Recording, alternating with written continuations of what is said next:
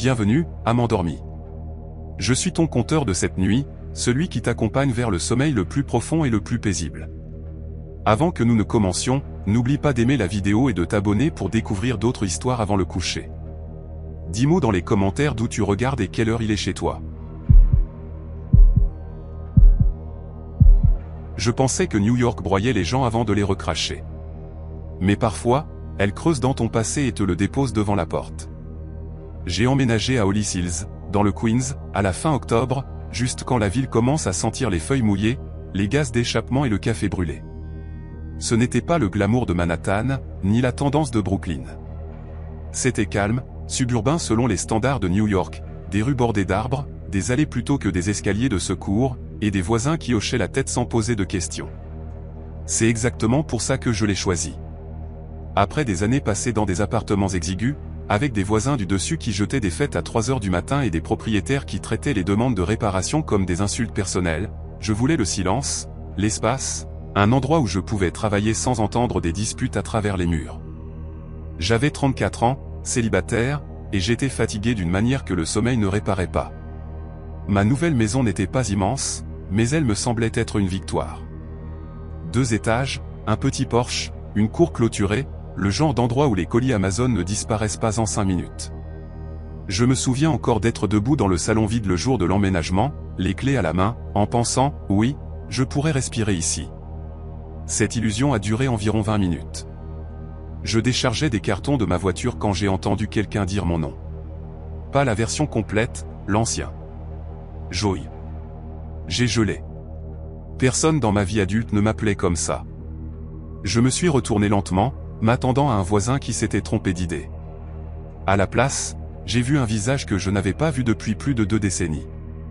Le même sourire de travers, les mêmes sourcils inégaux, la même posture comme si ses épaules se préparaient toujours à quelque chose. Mon estomac s'est contracté. Pas possible, ai-je dit. Cal. Il a ri, un aboiement aigu qui a tiré un souvenir droit de ma poitrine. Putain, Joey Moral. Je pensais que c'était toi. Calvin rit, mon meilleur ami d'enfance. Sur toutes les personnes que je ne m'attendais jamais à revoir, il était en tête de liste. Nous avions grandi dans le même pâté de maisons dans le South Bronx, à l'époque où les immeubles étaient plus laids et les rues plus bruyantes. Quand les enfants jouaient dehors jusqu'à ce que les lampadaires s'allument. Pas parce que les parents faisaient confiance au quartier, mais parce qu'ils étaient trop fatigués pour s'en soucier. Cal et moi, nous étions inséparables. Alors que les autres enfants jouaient au stickball et se battaient pour des bêtises, nous restions à l'intérieur. Les jeux vidéo étaient notre truc avant que ce soit cool. Nous étions assis en tailleur sur le sol, les manettes tièdes dans les mains, nous disputant à propos de quelqu'un dont c'était le tour, comme si c'était une question de vie ou de mort. Frère, tu es mort. Passe la manette, je disais. Non, c'était le lag, rétorquait Cal. Tu l'as vu? Ce n'était pas moi. Les soirées pyjama signifiaient des canettes de soda sous le lit et des chuchotements à 2 heures du matin pour que sa mère ne crie pas depuis le couloir. Nous parlions de tout à l'époque. Des jeux que nous créerions un jour, des endroits où nous vivrions, comment nous ne deviendrions jamais des adultes ennuyeux. Puis un été, sa famille a déménagé. Comme ça. Pas de fête d'adieu, pas d'avertissement. Sa maison s'est vidée et c'était tout. Nous avons parlé quelques fois après, puis moins, puis plus du tout. La vie a continué et maintenant le voilà debout devant ma nouvelle maison comme un bug dans la réalité. Tu vis ici, ai-je demandé. Il a montré la maison d'à côté. Je suis là depuis 6 mois.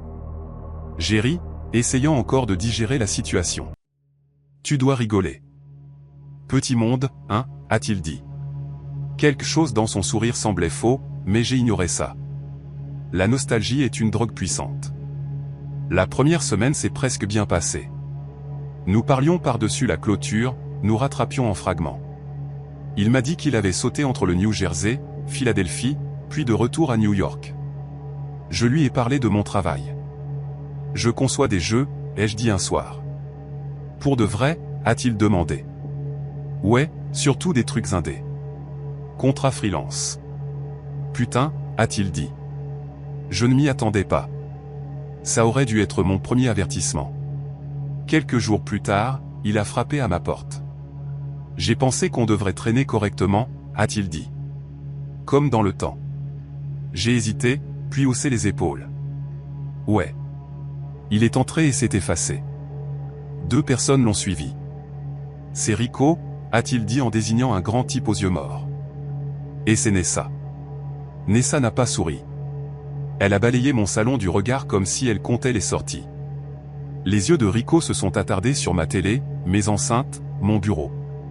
J'ai ressenti ça à ce moment-là, cette lente inquiétude qui rampe, mais je l'ai ignorée. Nous nous sommes assis, avons parlé, ou essayé. Chaque question semblait ciblée. Alors cet ordinateur, a dit Rico tranquillement. C'est pour le travail. Ouais. Doit pas être donné, pas donné. Nessa a chuchoté quelque chose à Cal. Il a hoché la tête. Puis Cal a ri et a dit. Mec, tu te souviens à quel point on était obsédé par les jeux?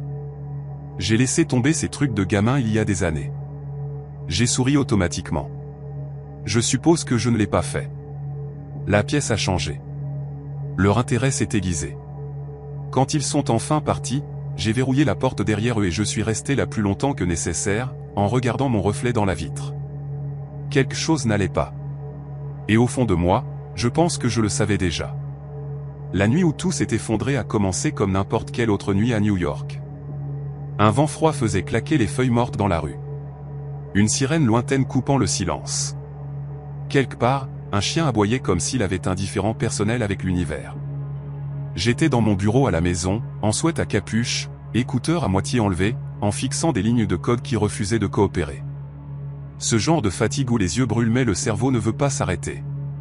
Il était un peu après 2 heures du matin. C'est alors que mon téléphone a vibré. Mouvement détecté. Porte d'entrée. J'ai froncé les sourcils. Personne ne passe à 2 heures du matin à Holly Hills.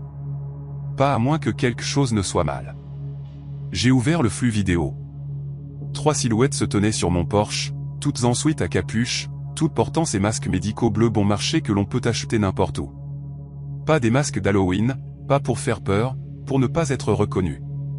Ma poitrine s'est serrée. L'un d'eux se tenait le plus près de la porte. Il a déplacé son poids, s'est tourné légèrement de côté et a tendu la main derrière son dos. Pendant une demi-seconde, la lumière du porche a capté le métal. Un pistolet. Ma bouche est devenue sèche. Il a testé la poignée de la porte 1 fois, 2 fois, verrouillée. Dieu merci. Il a reculé comme s'il réfléchissait, comme s'il pesait ses options. Puis j'ai entendu une voix à travers le flux. Bas, caméra. Une voix de femme. Nessa. Elle a pointé vers la sonnette ring. Le gars à la porte s'est penché en avant. Même avec le masque, même avec la capuche baissée, j'ai reconnu ses yeux. Cal. La réalisation nous a frappés en même temps. Ses yeux se sont écarquillés. Putain, a-t-il marmonné. Rico a gelé. Nessa a juré entre ses dents. Va, a-t-elle sifflé. Elle a couru la première. Rico a suivi. Cal a tiré la poignée de la porte une dernière fois, fort, comme si la colère avait remplacé la prudence. Ouvre la porte, a-t-il murmuré, comme si je le ferais. Puis il a détalé. Je suis resté là, tremblant, le cœur essayant de se frayer un chemin hors de ma poitrine. Puis j'ai fait la seule chose qui avait du sens. J'ai appelé le 911. Les flics sont arrivés vite. Queens ne rigole pas quand il y a des armes impliquées. Je leur ai montré les images. Chaque angle, chaque seconde. L'officier qui l'a regardé s'est arrêté quand le visage de Cal a rempli l'écran. Tu le connais, a-t-il demandé. J'ai avalé. Ouais, c'est mon voisin. Cela a tout changé. Il s'est avéré que je n'étais pas la première maison. Au cours des 2 jours suivants, les détectives sont revenus, ont posé des questions, pris des déclarations, ont joué des images que je n'avais jamais vues. Une autre maison. Le même trio, le même schéma. La différence ? Pas de masque. Cal était devenu négligent. Ils l'ont arrêté 3 jours plus tard. Je l'ai vu depuis ma fenêtre. Voiture banalisée, lumière clignotante. Cal sortant de chez lui en menottes. Il ne s'est pas battu, n'a pas crié, ne m'a même pas regardé. Je ne sais pas ce qui m'a fait plus mal, qu'il ait essayé de me voler ou qu'il sache exactement ce qu'il faisait. Plus tard, un détective m'a tout dit. Cal ne dérivait pas simplement, il était désespéré. Des dettes de jeu, de mauvaise fréquentation. Rico était le muscle. Nessa planifiait les coups. Il ciblait des quartiers calmes, des visages familiers, de faux amis, des gens qui en savaient juste assez pour te faire mal. Je n'ai cessé de penser à notre enfance, aux soirées pyjama, aux promesses que nous avions faites, comment quelque part sur le chemin, il avait choisi une voie plus sombre, et à quel point j'étais proche d'en payer le prix. Je vis toujours dans cette maison. Les caméras restent allumées. Parfois, tard la nuit, je me surprends à fixer l'allée vide d'à côté, en me souvenant d'un gamin avec une manette entre les mains, riant comme si le monde ne pouvait pas le toucher. New York ne change pas toujours les gens. Parfois, elle révèle simplement qui ils étaient déjà. Ne suppose jamais que tu es en sécurité à cause de l'endroit où tu vis. Ne suppose jamais que le passé ne peut pas te faire mal. Et ne fais jamais confiance à quelqu'un simplement parce qu'il était ton ami autrefois. Je n'ai jamais pensé qu'emménager dans un autre pays me ferait me sentir plus petit que je ne l'étais déjà. Le Mexique était magnifique sur les photos. Des couleurs vives, des gens chaleureux, du bruit partout, la vie débordant dans les rues. Mais quand tu es seul, rien de tout cela ne compte. La solitude se fout de la beauté du ciel. Je suis parti pour San Jacinto, une ville industrielle de taille moyenne dans le nord du Mexique, parce que mon travail me l'imposait. L'entreprise pour laquelle je travaillais était spécialisée dans la sécurité logistique. Chiant à expliquer, bien payé à faire. C'était un contrat de 2 ans. C'était mon encre mentale. 2 ans. Économiser. Rentrer. C'est ce que je me répétais en déballant des cartons dans une maison en béton louis qui sentait la poussière et l'eau de javel. Aucune photo de famille au mur. Aucun souvenir non plus. Chez moi, je n'étais pas populaire. Jamais été. Je n'étais pas le mec drôle. Pas le mec fort. J'étais celui qu'on décrivait comme « sympa » quand on ne trouvait rien d'autre à dire. Se faire des amis, c'était toujours comme essayer de lire un script que les autres avaient appris par cœur. Après le travail, ma routine était douloureusement prévisible. Je déverrouillais la porte, jetais mes clés dans le même bol en céramique, réchauffais des restes au micro-ondes, allumais ma console, laissais YouTube en autoplay jusqu'à ce que je m'endorme sur le canapé. Ça a marché un moment. Mais la solitude est patiente. Elle attend. Environ 6 semaines plus tard, un dimanche après-midi, je me suis retrouvé à conduire sans but, juste pour tuer le temps. C'est alors que j'ai remarqué une petite boutique coincée entre un magasin de réparation de téléphone et une boulangerie. Lova Vignetta aux collections de comics. J'ai ri tout haut. Bien sûr, ai-je marmonné. Bien sûr qu'il y a une boutique de comics. Les comics avaient toujours été mon refuge. Avant même de savoir lire, je feuilletais les livres de mon cousin, traçant les lignes du doigt, inventant des histoires dans ma tête. Marvel, DC, trucs indés, peu importait. L'art comptait. Les mondes comptaient. J'égarais sans réfléchir. À l'intérieur, l'air sentait le vieux papier et les pochettes en plastique. Une boîte à ventilateur bourdonnait dans le coin. Du rock espagnol jouait doucement depuis un haut-parleur poussiéreux. Derrière le comptoir, un mec corpulent à la tête rasée, mâchait du chewing-gum et faisait défiler son téléphone. « Buena » a-t-il dit sans lever les yeux. J'ai hoché la tête, soudain gêné. « Hey !» J'ai dérivé vers le mur des nouveautés.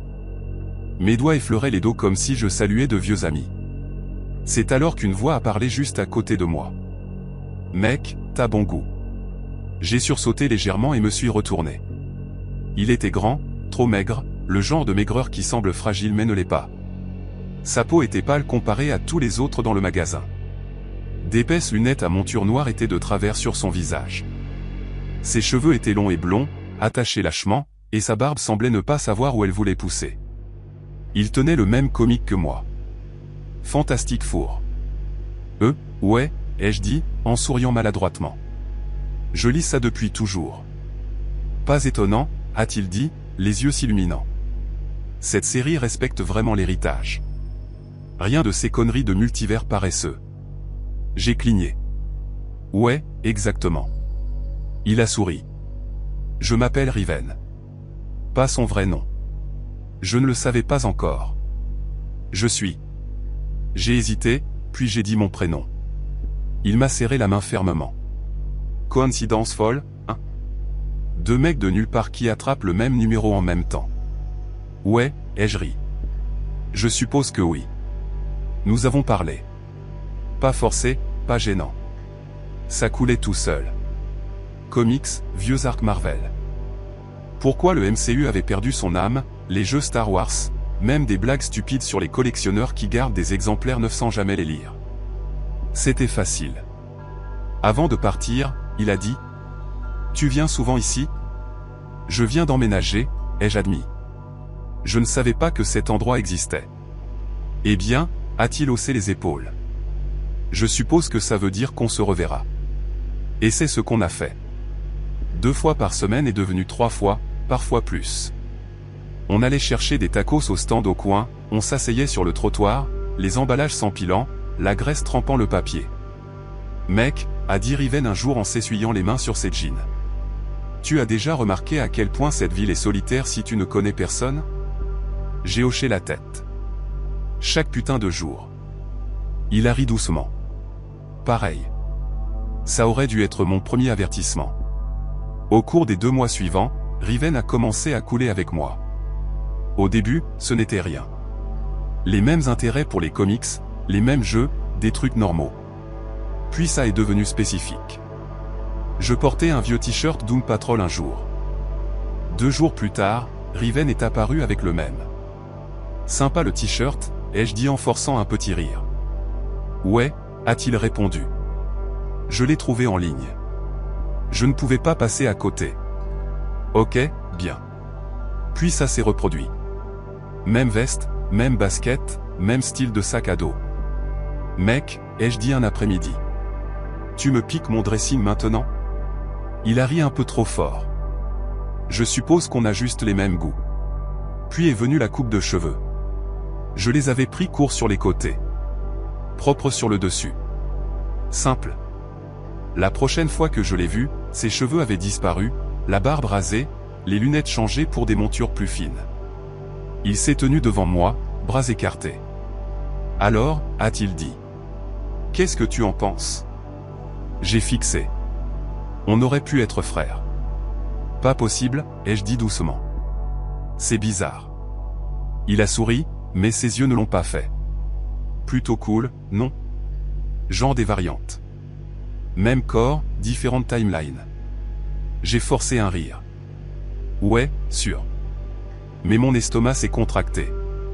Une semaine plus tard, alors qu'on fermait la boutique de comics derrière nous, il a dit quelque chose qui est resté. Tu as déjà pensé, a-t-il dit calmement, que certaines personnes sont faites pour remplacer d'autres? J'ai arrêté de marcher. Quoi? Il a haussé les épaules. Genre, même vie, mêmes intérêts, même chemin. L'un glisse simplement à la place de l'autre. C'est sombre, ai-je dit. Il a encore souri. Juste une pensée. Cette nuit-là, j'ai à peine dormi. Le lendemain matin, j'ai ouvert ma porte et j'ai gelé. Une voiture familière tournait au ralenti de l'autre côté de la rue. Même modèle, même couleur, même pare-choc cabossé. Celle de Riven. Le moteur a ralenti. Puis elle a démarré. Je suis resté là plus longtemps que je ne l'aurais dû. Le cœur battant, en me disant que j'étais paranoïaque. Au travail, je ne pouvais pas me concentrer. À midi, ma poitrine se serrait. J'ai dit à mon superviseur, Lucia. Je me sens pas bien. Ça te dérange si je pars plus tôt? Elle m'a regardé. Tu es pâle. Va. Quand je suis rentré, la porte moustiquaire était ouverte. Je ne la laisse jamais ouverte. À l'intérieur, la maison était silencieuse. Trop silencieuse. Puis j'ai entendu du mouvement depuis mon bureau. Je me suis déplacé lentement, le cœur dans la gorge, et j'ai jeté un œil à l'intérieur. Riven était à genoux près de mon placard, en train de fouiller dans des boîtes. Riven, ai-je dit, la voix tremblante. Qu'est-ce que tu fous? Il a sursauté, renversant une pile de comics. J'allais te faire une surprise, mec, a-t-il bredouillé. Je pensais que tu avais un exemplaire qui me manquait. Mes tiroirs de bureau étaient ouverts. Mon ordinateur était déverrouillé. Une boîte était à ses pieds. Mes comics les plus rares, mes documents financiers. J'ai remarqué autre chose. son accent avait disparu. Avant que je ne puisse parler, il a attrapé la lampe de bureau et me l'a lancée à la tête. Tout est devenu blanc. Je suis tombé au sol, dur. Un poing a frappé mon visage, puis un autre. J'ai entendu ses pas qui couraient. Une portière de voiture claqua. Des pneus qui grinçaient. Quand j'ai repris connaissance, la boîte avait disparu. Riven aussi. La police est venue, a posé des questions auxquelles je ne pouvais pas répondre. Pas de nom de famille, pas de numéro de sécurité sociale, téléphone jetable. Un officier a soupiré. Il n'était pas ton ami. Une semaine plus tard, j'ai trouvé un comic dans un magasin d'occasion. Le propriétaire a froncé les sourcils. Le gars a dit que son nom était le tien. Il m'a regardé à nouveau. Honnêtement, a-t-il marmonné. J'ai pensé que c'était toi. Je suis sorti en tremblant parce que ça voulait dire qu'il ne volait pas seulement mes affaires. Il essayait d'être moi. Je n'ai pas dormi pendant 3 nuits après l'agression. Chaque son dans la maison me semblait amplifié. Le craquement du ventilateur de plafond, un chien qui aboyait 2 rues plus loin, une voiture qui ralentissait devant mon portail. À chaque fois, mon corps se tendait comme s'il se préparait à l'impact. La police a dit qu'il ferait attention, ce que je savais déjà ne voulait rien dire. Dans une ville comme San Jacinto, les gens disparaissent tout le temps. Un gars étrange avec un faux nom n'était pas exactement une priorité. Je suis assis sur mon canapé, un sac de glace contre la mâchoire, en fixant l'écran de télévision noir. Putain, tu voulais quoi de moi, ai-je chuchoté dans une pièce vide. Le pire, ce n'était pas les comics volés. Pas vraiment. C'était la violation. Quelqu'un était entré dans ma maison, dans ma vie, m'observait, m'étudiait. J'ai tout rembobiné.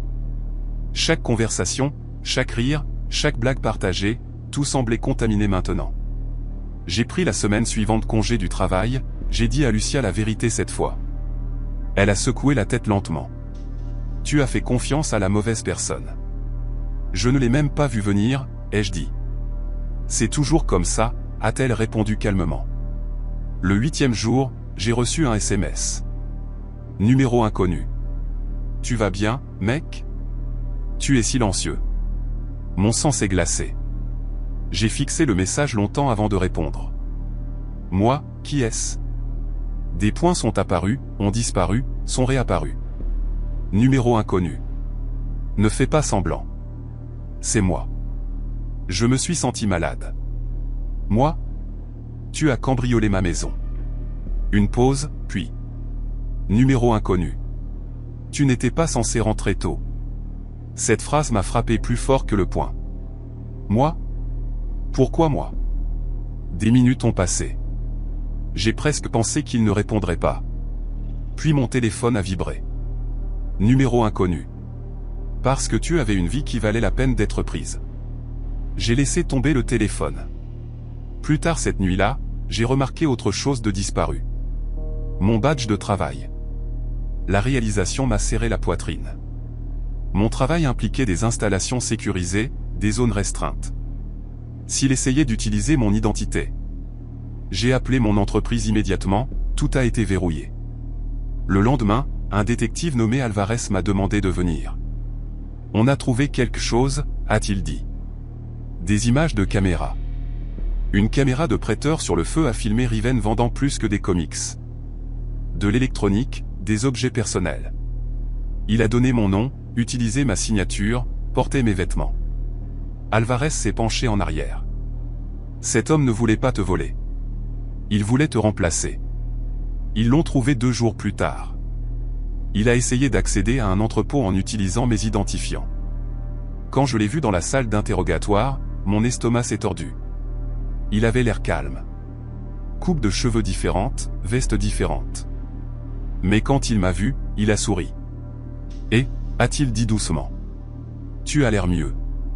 Je n'ai pas répondu. Il s'est penché en avant. Tu avais tout bien organisé. Le travail, l'argent, la stabilité. Tu ne l'appréciais même pas. Ça ne le rend pas à toi, ai-je dit. Il a incliné la tête. J'aurais pu le faire mieux. Le juge n'a pas été d'accord. Fraude, agression, vol d'identité. Il est parti pour longtemps. J'ai déménagé de cette maison un mois plus tard. Un autre quartier, une autre routine. Je vais encore dans des boutiques de comics, mais je ne traîne pas. Je ne parle pas beaucoup. Je garde la garde haute. Parfois, j'attrape mon reflet dans une vitrine et je me demande à quel point j'étais proche de disparaître complètement. Les gens parlent des faux amis comme s'ils étaient inoffensifs. Ils ne le sont pas. Certains ne veulent pas ton argent. Certains ne veulent pas tes affaires. Certains veulent ta vie. Et si tu ne fais pas attention, ils la porteront mieux que toi. Je croyais que savoir quelqu'un depuis la majorité de sa vie voulait dire que tu étais en sécurité avec elle. Cette croyance est morte tranquillement, comme tout le reste, sans avertissement, sans clôture, sans que personne ne le remarque avant qu'il ne soit trop tard. J'écris ceci parce que je ne sais pas où le mettre autrement. La police m'a demandé de faire une déclaration, mais il y a des choses que tu ne peux pas expliquer à des gens qui ne traitent qu'en faits et chronologie. Certaines choses vivent dans les fissures entre les instants. Certaines se cachent derrière des sourires et des amitiés tranquilles. Et certaines s'assoient en face de toi sur le canapé en portant le visage de la personne que tu aimes. Je m'appelle Caleb ROR. J'ai 31 ans. Et jusqu'il y a quelques mois, je pensais que ma vie était ennuyeuse de la meilleure façon possible. J'étais avec ma petite amie Lilian depuis qu'on avait 17 ans. Des amoureux du lycée, le genre que les gens regardent de travers en pensant que ça ne durera pas. On a survécu à la distance pendant l'université. Moi dans une école d'État dans le Nord, 2 États plus loin, en études de gestion hôtelière. On a survécu aux appels Wi-Fi pourris, aux fêtes manquées, et à cette jalousie silencieuse qui s'insinue quand vos vies sont temporairement séparées. Quand on a finalement emménagé ensemble, ça semblait mérité. On a loué une petite maison en dehors de Ridgeway, une ville tranquille avec plus de camions que de gens, et le genre de dîner où le café a toujours un goût de brûlé. Ce n'était pas glamour, mais c'était à nous. Et Lilian en était le centre. Elle riait fort. Elle jurait de façon créative. Elle dansait dans la cuisine quand elle pensait que personne ne regardait. Elle détestait les armes à feu, les couteaux, tout ce qui pouvait blesser quelqu'un si on n'y prenait pas garde. Elle croyait que les gens étaient majoritairement bons, même quand je ne le croyais pas. C'est important de se souvenir de ça, parce que la femme qu'elle est devenue aurait fait peur à la femme que j'aimais. Le premier moment où j'ai senti que quelque chose n'allait pas n'était pas dramatique. Juste décalé. Je suis rentré plus tôt un mardi. Mes horaires de travail variaient et elle le savait. Donc ce n'était pas inhabituel. Quand je suis entré, la maison sentait la vapeur et l'eucalyptus. La douche coulait. En passant devant la salle de bain, je l'ai entendue. Pas en train de pleurer, pas en train de chanter. Elle grognait. Des sons secs, frustrés, suivis de murmures en colère. Putain, non, non. Ça s'est arrêté dès que j'ai frappé. Lil, ça va? Silence. Puis, soigneusement contrôlé. Ouais, je vais bien. Sa voix était tendue, comme si elle retenait quelque chose. T'es sûr? Je vais bien, a-t-elle répondu sèchement. S'il te plaît, ne commence pas. Ça seul m'a fait descendre l'estomac. Lilian ne répondait jamais sèchement. Pas à moi. Quand elle est finalement sortie, sa peau était rougie, ses mains tremblaient légèrement. Elle ne me regardait pas dans les yeux. J'ai demandé à nouveau si quelque chose n'allait pas. Elle a soupiré, agacée. Tu peux juste ne pas m'interroger? J'ai reculé. Cette nuit-là, elle a à peine dormi. Le lendemain matin, j'ai pris une douche avant le travail. C'est là que j'ai vu la tache. Sur la tablette où on gardait le shampoing, il y avait un anneau rouge sombre, sec, croûteux. Sous la bouteille, plus de résidus collés au joint comme si on avait frotté trop tard. Ça ressemblait à du sang. Je me suis dit que c'était de la teinture pour cheveux, ou de la rouille, ou n'importe quoi d'autre qui ne me ferait pas serrer la poitrine. Je n'ai rien dit. Ce fut ma première erreur. Quelques jours plus tard, je suis rentré pour la trouver assise à la table de cuisine avec une femme que je n'avais jamais vue. C'est Jessa, a dit Lilian rapidement. Une amie du travail. Jessa n'a pas souri. Elle m'a jaugé comme si j'étais une gêne. La trentaine avançait, pommette tranchante, énergie inquiète. Ses yeux ne tenaient pas en place. Salut, ai-je dit. Salut, a-t-elle répondu sèchement. Elles avaient un ordinateur portable ouvert. Dès que je me suis approché, Lilian l'a claqué fermé. On allait juste sortir, a-t-elle dit trop vite. Jessa s'est levée, a attrapé sa veste. En me passant devant, elle s'est penchée légèrement et a murmuré. Tu ne la connais pas aussi bien que tu le penses. Puis elle est partie. Je suis resté là, figé. C'était quoi ce bordel? Le visage de Lilian est devenu livide. Elle est juste intense. Ne cherche pas de sens dedans. Mais je cherchais déjà. Cette nuit-là, après qu'elle se soit endormie, j'ai ouvert l'ordinateur. Je n'en étais pas fier. Mais quelque chose sentait mauvais d'une manière que je ne pouvais ignorer. Son navigateur était encore ouvert. La dernière page visitée, un marché d'armes clandestin. Pas un site grand public, pas régulé. Le genre de site qu'on ne trouve pas par hasard. J'ai fait défiler.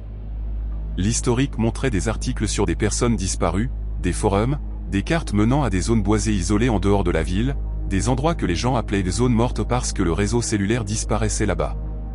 Mes mains ont commencé à trembler. C'était la femme qui avait pleuré parce qu'elle avait accidentellement écrasé une grenouille. Pendant la semaine suivante, Lilian a disparu émotionnellement. Plus de rire, plus d'affection, plus de chaleur. Ses chaussures étaient toujours boueuses. Son téléphone restait éteint. Son ordinateur était cassé. Et Jessa continuait à apparaître, toujours quand je n'étais pas censé être là. La dernière fois que je l'ai vue, sa voiture était chargée de sacs. Elle est sortie après une dispute à voix basse. En me passant devant, elle a dit « Tu aurais dû l'arrêter ». Lilian s'est effondrée sur le canapé, blanche comme un fantôme. Je lui ai demandé une dernière fois « Qu'est-ce qui t'arrive ?» Elle a chuchoté. « Je vais bien bientôt, je te le promets. » C'est à ce moment-là que j'ai su. Je ne reconnaissais plus ses yeux. La vérité est sortie 3 nuits plus tard. Je l'ai suivie. Elle a conduit hors de Ridgeway, hors de l'autoroute, dans les bois. Je suis resté loin derrière, le cœur battant, phares éteints. Elle s'est arrêtée près d'une ancienne carrière. Jessa était déjà là. Et quelqu'un d'autre aussi. Un homme, attaché, vivant. J'ai trébuché en arrière, brisant une branche. Lilian s'est retournée. Elle m'a vu. Et elle a souri. Pas amoureusement. Pas avec soulagement. Je me demandais quand tu arrêterais de faire semblant, a-t-elle dit. Jessa a ri. Je t'avais dit qu'il n'était pas aveugle. Elles ont tout expliqué calmement, comme si c'était normal. Elle ne trompait pas. Elle ne prenait pas de drogue. Elle chassait. Elle ciblait des gens que personne ne remarquerait disparus. Des errants, des abuseurs, des hommes avec de longs casiers et aucun attachement. Des faux amis, des faux noms, des fausses vies. Elle le justifiait. Il le mérite. Lilian a dit. On rend le monde plus sûr. Je l'ai supplié de rentrer à la maison. Elle a penché la tête. Tu pourrais nous aider. Quand j'ai refusé, son visage s'est durci. Alors tu es un risque. Cet homme n'a jamais quitté la carrière. Et Jessa non plus. Lilian l'a faussement accusé. Elle m'a presque accusé aussi. Mais elle a fait une erreur. Elle m'a fait confiance. La police a retrouvé l'endroit des semaines plus tard. Trop de preuves, trop de schémas. Lilian a disparu. Parfois, je jure que je la vois dans des supermarchés, des stations-service, me regardant, encore à la chasse, encore souriante. Et maintenant tu sais pourquoi les faux amis sont les plus dangereux. Ils ne te poignardent pas dans le dos. Ils te demandent de tenir le couteau. Je n'ai jamais été le genre de personne qui croit que les mauvaises choses n'arrivent qu'aux autres. Cette croyance est morte un jour chaud, assis sur le siège passager de la voiture de ma mère avec des sacs d'épicerie à mes pieds et rien d'autre que des pensées ordinaires dans la tête. Le genre d'ordinaire qui rend négligent. Le jour ne sentait pas le danger. Il sentait l'ennui. On venait de quitter Arlan-S Fresh Market, ce magasin coincé entre un atelier de pneus et un prêteur sur salaire au bord de Hall Creek Parkway. Le parking était fissuré. Les caddies cliquetaient comme des os mal fixés. Et les portes automatiques prenaient toujours une seconde de plus qu'elles ne devraient. Ma mère a jeté le reçu dans le porte-gobelet. La prochaine fois, a-t-elle dit, c'est toi qui portes le lourd. J'ai souri. Tu dis ça à chaque fois. Elle s'est engagée sur la route, tapotant le volant au rythme de la radio. Une station locale qui parlait d'avertissements météo et de travaux routiers. Le même bruit de toujours. J'ai appuyé ma tête contre la vitre, en regardant les bâtiments défiler. C'est alors que la voiture verte est apparue. Elle s'est insérée dans la voie à côté de nous comme si elle avait toujours été là. Rien de flashy. Pas de vitre teintée. Juste, là. Je l'ai remarqué, puis l'ai oublié. Ma mère, elle, a remarqué autre chose. Sa posture a changé. Ses épaules se sont tendues comme si quelqu'un venait de lui chuchoter quelque chose de terrible à l'oreille. Elle a regardé le rétroviseur une fois, 2 fois. Sa mâchoire s'est crispée. Maman ? Pas de réponse.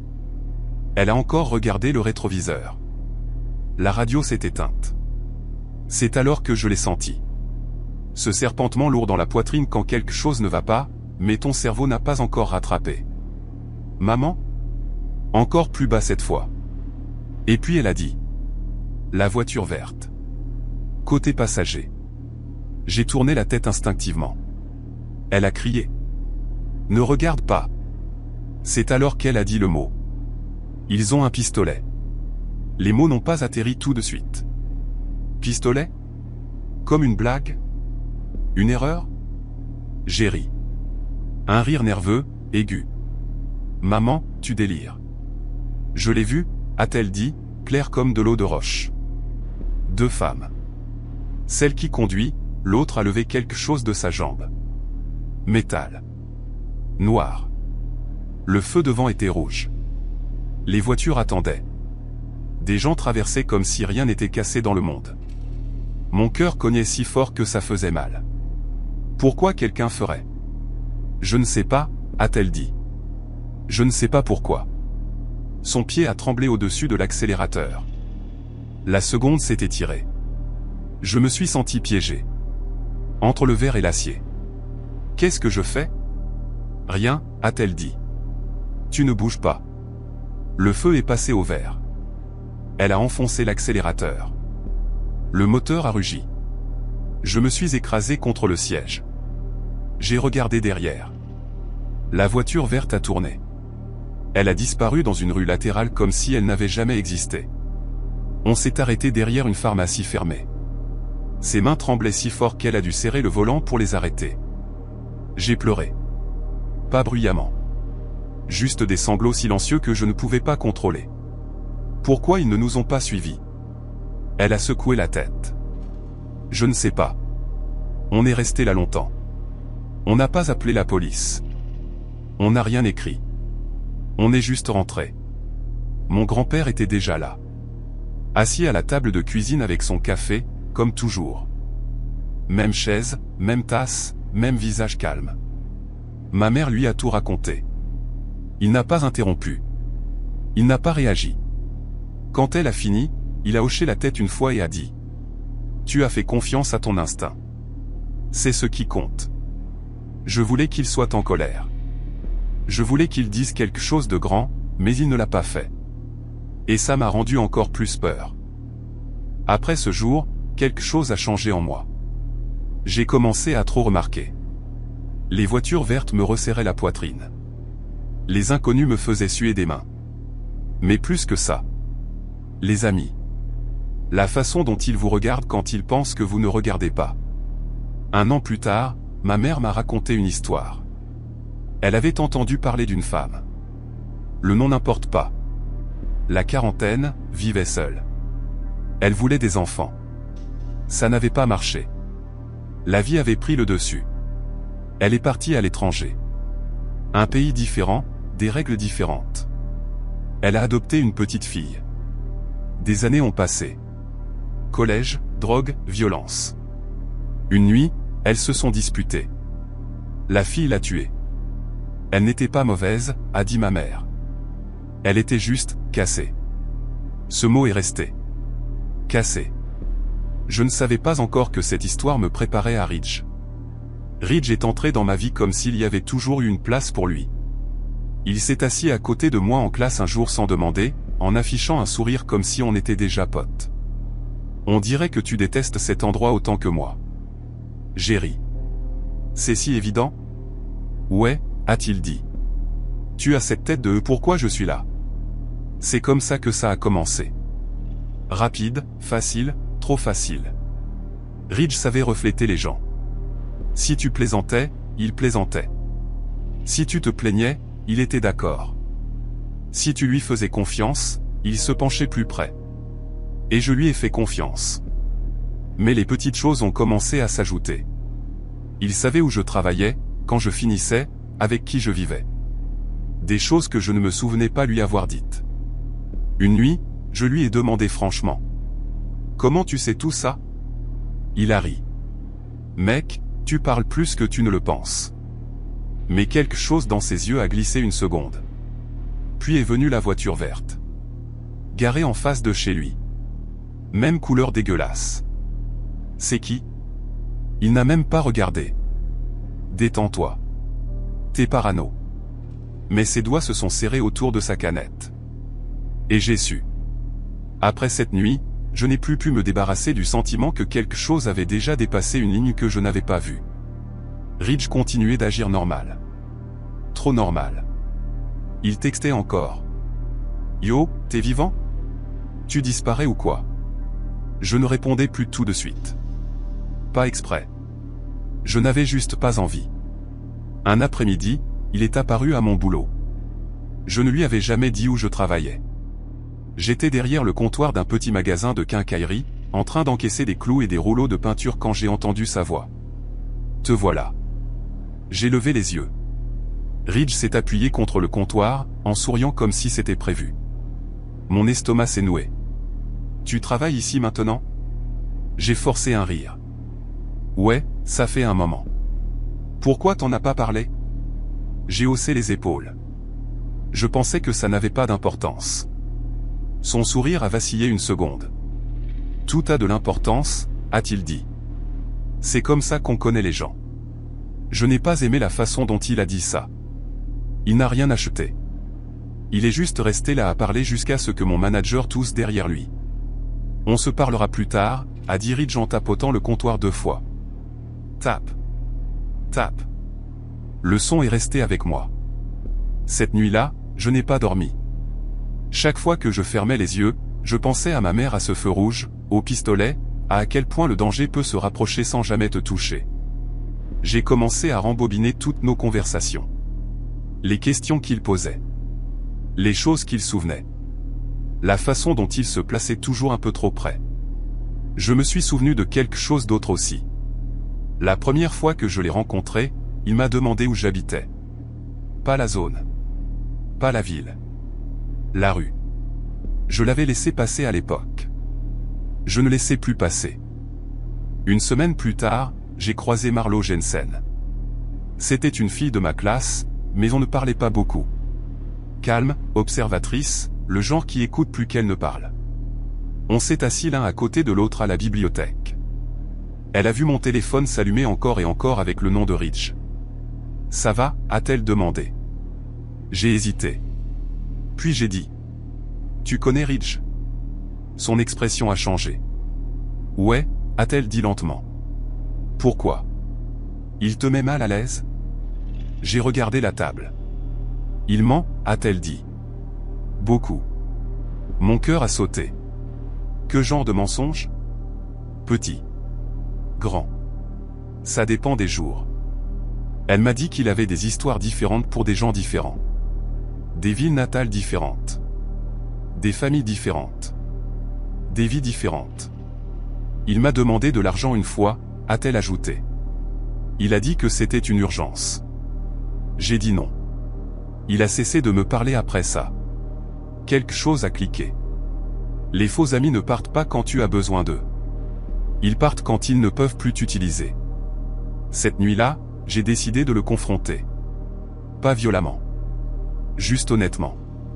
On s'est retrouvés dans un dîner sur la route 9, le genre qui sent toujours la graisse et le café brûlé. Ridge s'est assis en face de moi. « Tu es distant » a-t-il dit. « Qu'est-ce qui se passe ?» J'ai pris une inspiration. « Je dois te demander quelque chose. » « Vas-y. Pourquoi tu sais tout sur moi ?» Il a ri. « Trop vite. » « Mec, encore ça ?» Je suis sérieux. Il s'est penché en arrière, les bras croisés. Tu m'accuses de quelque chose? Je demande. T'es parano? Ce mot encore. Parano? Tu as une voiture verte, ai-je demandé calmement. Le bruit du dîner semblait s'être éteint.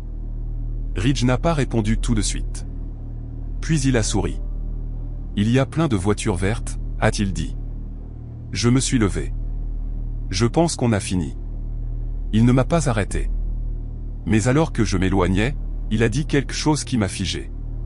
Tu as déjà pensé à ce qui est presque arrivé à toi et ta mère. Je me suis retourné. Qu'est-ce que tu viens de dire? Le sourire de Ridge avait disparu. Rien, a-t-il dit. Oublie. Je n'ai pas oublié. Je n'ai pas pu. 2 semaines plus tard, Ridge a disparu. Plus de SMS. Plus d'appels. Plus de traces. J'ai pensé que c'était fini. Je me trompais. L'article est apparu un soir en scrollant. État différent. Nom différent. Même visage. Agressions armées. Alias multiples. Mes mains tremblaient en le lisant. La photo me regardait comme un défi. J'ai fermé l'application et je suis resté assis dans le noir, en pensant aux voitures vertes, aux feux rouges, à quel point le danger peut s'asseoir à côté de toi sans jamais te toucher. Ma mère a remarqué que quelque chose n'allait pas. Ça va, a-t-elle demandé un soir. J'ai hoché la tête. Ouais. Elle n'a pas insisté. Elle ne le fait jamais. Mais allongé dans mon lit plus tard, en fixant le plafond, j'ai enfin compris. Certains gens n'entrent pas dans ta vie pour être des amis. Ils entrent pour t'apprendre, t'étudier, attendre. Et quand ils partent, ce n'est pas parce qu'ils ont fini. C'est parce qu'ils ont trouvé autre chose. Ou quelqu'un d'autre. Épilogue, la leçon. Après que Ridge a disparu, la vie n'est pas revenue à la normale. C'est le mensonge qu'on raconte. Le danger part proprement. Il ne part pas. Il laisse des échos. J'ai commencé à remarquer à quel point mes journées étaient devenues silencieuses. Moins de SMS. Moins de bruit. Moins de sourires. Au début, c'était solitude. Puis c'est devenu sécurité. Et ça m'a aussi fait peur. Parce que la sécurité ne devrait pas se sentir étrangère. Des mois ont passé. J'ai arrêté les réseaux sociaux. J'ai arrêté de faire confiance aux sourires trop vite. Ma mère a dit un soir, en essuyant des assiettes. Tu es différent. En bien ou en mal? Elle a réfléchi. Différent, conscient. Ce mot encore. Conscient. 1 an plus tard, j'ai recroisé Marlo. On était plus vieux, plus fatigué, moins ouvert. On a parlé de Ridge pour la première fois depuis tout ce temps. T'as des nouvelles? Elle a secoué la tête. Mais j'ai entendu parler de lui. Elle a sorti un article sur son téléphone. Crime différent. Ville différente. Même schéma. Il a toujours besoin de quelqu'un, a-t-elle dit. Jusqu'à ce qu'il n'en ait plus besoin. J'ai pensé à cette femme que ma mère m'avait racontée. Celle qui avait adopté une enfant sans connaître son passé. Comment l'amour n'avait pas suffi à effacer ce qui était déjà là. Quelques semaines plus tard, quelque chose de petit m'a brisé d'une façon que je n'attendais pas. Je conduisais seul. Arrêté à un feu rouge. Une voiture verte s'est arrêtée à côté de moi. Même teinte. Même peinture dégueulasse. Mes mains ont tremblé. Mon cœur cognait si fort que j'ai cru que j'allais m'évanouir. J'ai regardé. Un couple âgé à l'intérieur, en train de se disputer sur le GPS. Rien de dangereux. Rien de mal. Le feu est passé au vert. Ils ont démarré. Je suis resté là un moment, à respirer à travers la panique. Et puis j'ai ri. Pas parce que c'était drôle. Mais parce que j'avais enfin compris. Le trauma ne se soucie pas de la logique. Il se soucie de la mémoire. Cette nuit-là, j'ai tout dit à ma mère. Elle a écouté, comme mon grand-père l'avait fait des années auparavant. Quand j'ai fini, elle a dit « Parfois, l'univers te tire une balle d'avertissement. Pas pour te faire peur. Pour t'enseigner. » Quelle était la leçon? Elle m'a regardé dans les yeux. Que tout le monde qui se tient à côté de toi n'est pas avec toi. je croyais que travailler dur, rester loyal, rendre service finirait par être rendu. Cette croyance s'est construite dans un bar. Pas un bar chic. Pas celui avec des cocktails néons et des murs Instagram. Juste un trou sombre appelé Blackwater Bend, coincé entre un atelier de pneus et une fleuriste abandonnée sur Hollis Avenue, près du coude de la rivière qui sent la rouille et le béton mouillé en été. Ce bar m'a élevé. Mon père, Graham Holloway, avait acheté le bâtiment quand j'étais encore en couche. Tout le monde disait qu'il était fou. L'endroit avait des dégâts d'eau, un mauvais câblage, et une réputation de bagarre. Mais mon père avait cette façon de voir le potentiel là où les autres ne voyaient que des problèmes. Il disait: les gens ne viennent pas dans un bar pour boire. Ils viennent pour oublier. Grandir dans ce bar, c'était pas des week-ends ou des fêtes. C'était des quarts de travail. J'ai appris à lire dans une bourse en vinyle fendu. J'ai appris les maths en comptant les pourboires. J'ai appris le langage corporel en regardant des hommes entrer en colère et sortir plus calmes ou plus bruyants. À 14 ans, je pouvais sentir qu'une bagarre allait éclater juste à la façon dont quelqu'un posait son verre. Et à travers toutes les étapes de ma vie, il y avait toujours cette présence constante au bout du bar. Son nom était Lorraine Calder. La plupart des gens pensaient que c'était juste un autre habitué. Mais pour moi, Lorraine faisait partie du mobilier, comme les tabourets ou l'odeur de whisky vieux. Il n'annonçait jamais son entrée.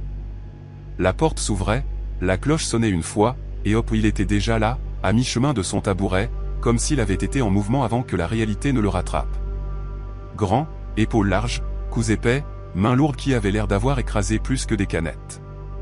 Ses cheveux étaient gris-fer, toujours attachés avec un bout de cuir. Et sa barbe cachait la moitié de son visage, mais pas ses yeux.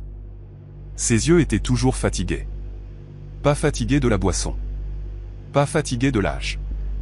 Fatigués comme quelqu'un qui a trop vu et n'a jamais appris à poser le fardeau. Il buvait du riz whisky. Sec. Un par heure. Jamais pressé. Jamais sauté. Et il ne parlait qu'à mon père. Parfois, je faisais semblant de ne pas écouter pendant que je nettoyais les verres. Il parlait en demi-phrase et en silence. T'as des nouvelles de lui? Non. Et je ne veux pas. Certaines choses doivent rester enterrées. Quand je demandais à mon père qui était Lorraine, il coupait court.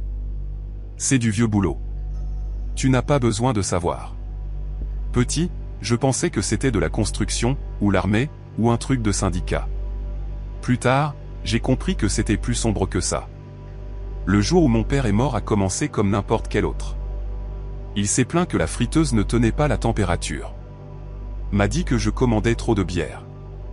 M'a demandé si j'avais payé la facture d'électricité. Puis il a attrapé sa poitrine. C'est tout. Pas de dernier mot.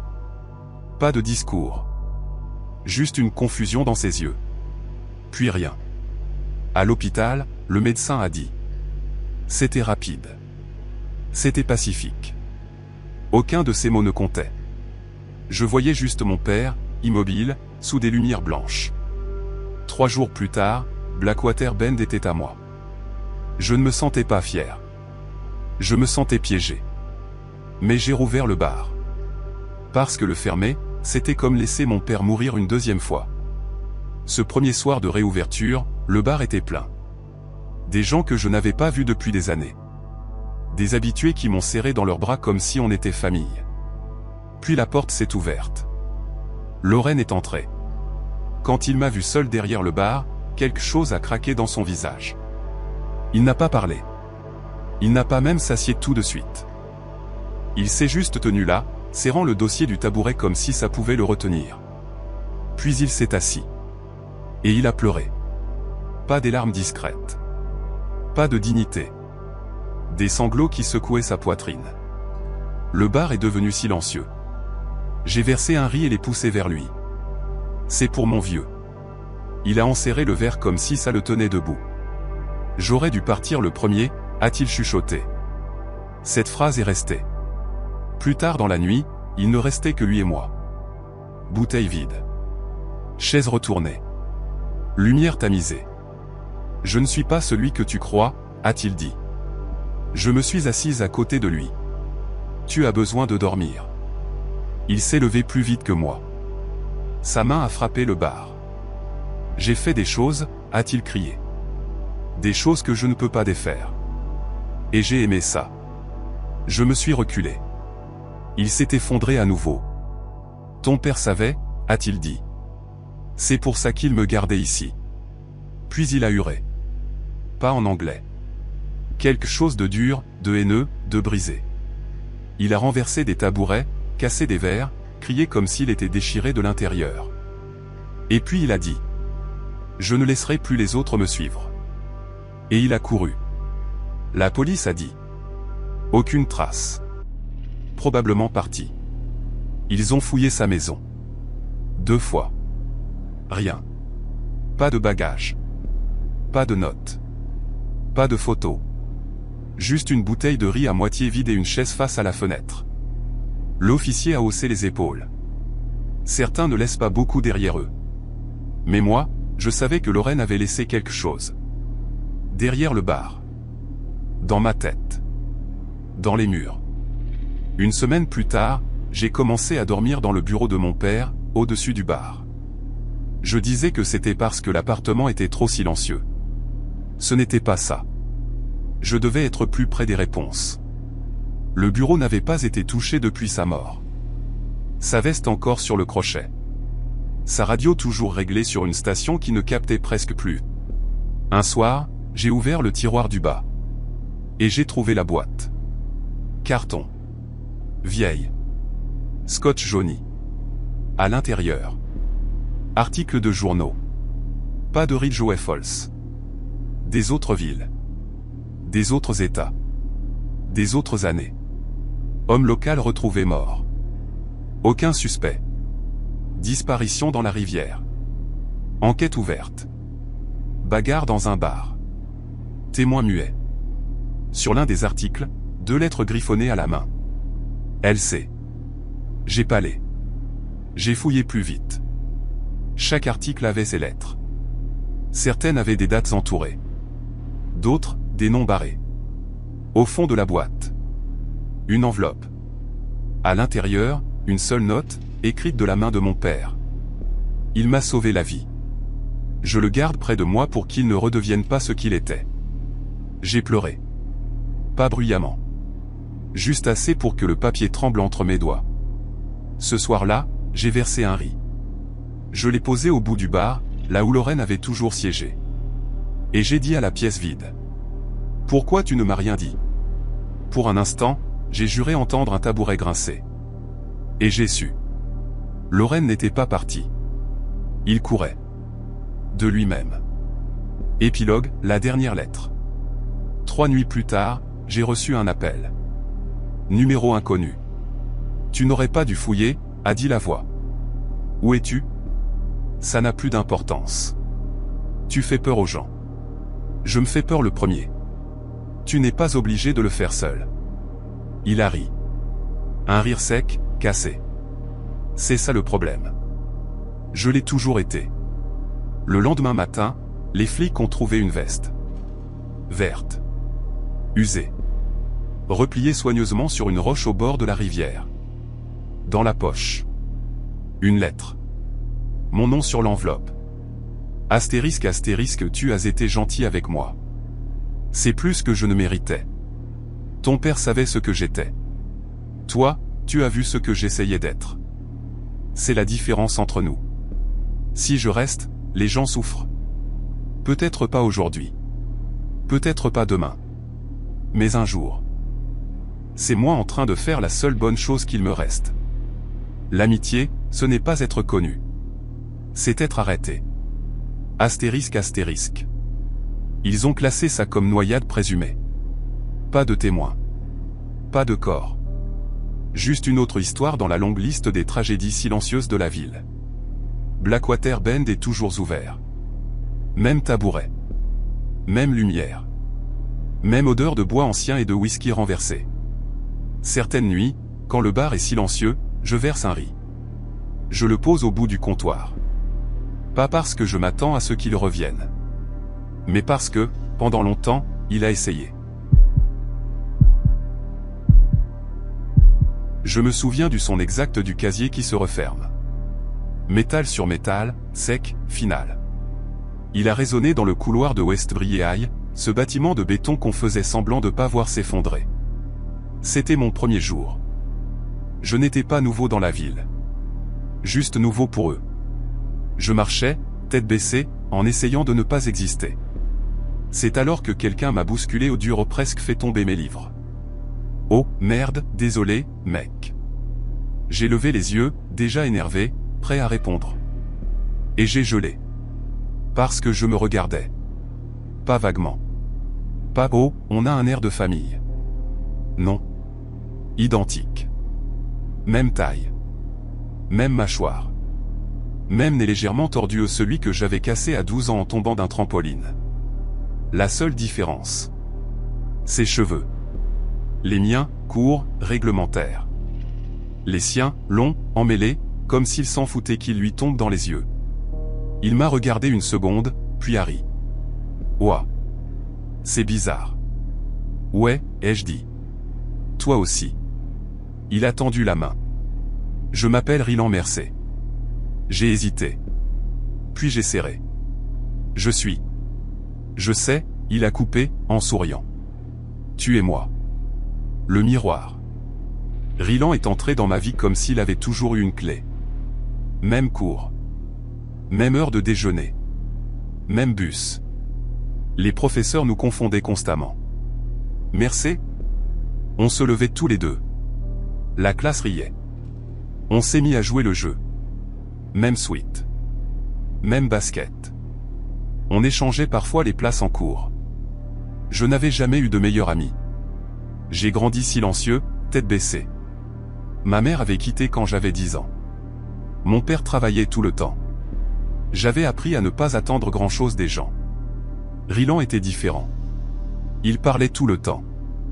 De musique, de filles, de comment Millstone, notre ville, était un cul-de-sac et comment il s'en sortirait coûte que coûte. Tu sens ça toi aussi? Que tout le monde ici est en boucle? J'ai hoché la tête. Il a souri. Bien. Ça veut dire qu'on n'est pas comme eux. Je l'ai cru. Ce fut ma première erreur. Bri Holloway est arrivée en milieu d'année. En Millstone, c'était l'événement. Elle ne rentrait pas. Pas flashy. Mais elle n'était pas d'ici. Ville. Cuir. Peppermint et fumée. Elle riait fort et ne s'excusait jamais. Elle s'est assise 2 rangs devant nous en histoire. La première fois qu'elle s'est retournée, elle nous a regardés tous les deux. Ok, a-t-elle dit. C'est dérangeant. Rylan s'est penché en avant. Quoi? Vous êtes identiques. Il a souri. Je suis le plus beau, par contre. Elle m'a regardé. Tu vas contester ça? J'ai haussé les épaules. Je ne dispute pas avec les menteurs. Elle a souri. Ce sourire est resté plus longtemps que prévu. La fissure. Au début, rien n'a changé. On plaisantait. On parlait. Bri flottait entre nous comme si ça ne comptait pas. Mais ça comptait. Rylan a commencé à regarder plus qu'à parler. Si Bri riait à une de mes blagues, son sourire se crispait. Si elle s'asseyait plus près de moi, il partait plus tôt. Un jour, dans le parking, il m'a bousculé. Tu te crois malin, hein? Quoi? Tu lui parles tout le temps maintenant. Je pensais qu'il blaguait. Il ne riait pas. La disparition. Un lundi matin, Rylan n'est pas venu. Pas de blague. Pas de regard miroir. Son casier est resté fermé. Je lui ai écrit. Rien. Au bout d'une semaine, les profs ont arrêté de demander. Les rumeurs ont commencé. Il a décroché. Il a déménagé. Il est en cavale. Je me suis dit qu'il reviendrait. Il ne revint jamais. Et ça m'a effrayé plus que si j'avais trouvé son corps. Avant. Je ne l'ai pas rencontré un mauvais jour. C'est ce qui me rend fou. Je l'ai rencontré un samedi ensoleillé, dans un café qui sentait le sirop de café et les rêves de mariée. Harper, ma meilleure amie, se mariait dans 4 mois. Elle voulait une soirée fille. Pas folle, hein. Juste assez folle pour se souvenir qu'elle avait été jeune. C'est comme ça que Rowan est entré. Rowan. Elle riait trop fort. Elle buvait plus vite que les autres. Elle ne rougissait jamais. Au début, c'était rafraîchissant. Puis c'était épuisant. Elle disait: « Tu penses trop, mec. Saute sur le bar. Danse. Crie. Vis. » Je riais parce que c'est ce qu'on fait quand on ne sait pas quoi dire. Le voyage. On a choisi Redwood City, Tennessee. Pas Nashville. Redwood. La ville où les gens vont pour être fous un week-end et responsables le reste de l'année. Néon. Musique live. Odeur de bière et de cuir. La maison qu'on avait louée était parfaite. Porsche. Guirlande. Assez de chambres pour ne pas partager. Harper a pleuré en arrivant. C'est parfait. Promets-moi que rien ne va foirer. Rowan a donné une canette en une gorgée. Relax. Pire cas? On se fait virer d'un bar. C'est ça une bonne nuit. Le premier soir. Deuxième bar. Rowan grimpe sur le comptoir. Chut. Sang dans les cheveux. Je vais bien. Elle rit en sanglotant. On s'est fait virer. Puis spirale. Dispute. Insulte. Pleure. Harper m'a dit à l'extérieur. Je veux juste rentrer. Je ne veux pas me souvenir de mon enterrement de vie de jeune fille comme ça. Quand j'ai dit à Rowan qu'on partait, elle a tourné. On n'a pas conduit 4 heures pour s'asseoir sur un canapé. C'est le week-end d'Harper. Astérisque astérisque mais tu fais toujours ça. Astérisque astérisque tu agis comme si t'étais meilleur que nous. Elle a tourné et disparu dans le bar. On est rentré. 2h37 du matin. Mon téléphone a vibré. Photo. Rowan. 3 filles inconnues. Un mec. Tous lèvent l'auriculaire. Pas de légende. J'ai texté. Rien. J'ai appelé. Boîte vocale. Je l'ai cherché dans toutes les chambres. Rien. À l'aube, on était divisés. On la laisse. Je peux pas. Elle a finalement appelé. Astérisque astérisque vous êtes toutes détraînées. On est à la maison. Je reviendrai de mon côté. Elle nous a bloqués. On a pris l'avion sans elle. Des années plus tard. Je n'ai plus pensé à Rowan. Jusqu'à vendredi dernier. Rien de spécial. Une soirée seule. Caleb, mon copain, hors de l'état. J'étais en train de me brosser les dents en FaceTime. Il a gelé. Il y a quelqu'un derrière toi. J'ai tourné. Rien. Il a texté pendant l'appel. Astérisque astérisque sort. Astérisque astérisque ne réagit pas. J'ai pris mes clés. J'ai marché vers la cuisine comme si je prenais de l'eau. Et je l'ai vu. Rowan. Debout dans l'encadrement de ma chambre. Cheveux plus longs. Yeux trop grands. Souris. Tu m'as laissé à Redwood City. J'ai couru. Elle m'a plaqué au sol. Tu avais pris l'avion. Les voisins ont appelé la police. Elle a astérisque été arrêtée. Couteau dans sa poche. Après. Elle est détenue. En cours de procès. On dit qu'elle est malade. Quel astérisque s'est fixé. Je revois ses yeux dans la voiture de police. Pas en colère. Soulagée. Comme si elle avait enfin terminé quelque chose. Fin. Certains amis ne veulent pas être sauvés. Ils veulent quelqu'un à blâmer. Astérisque et si tu n'es pas prudent. Astérisque tu deviens le vilain de leur histoire.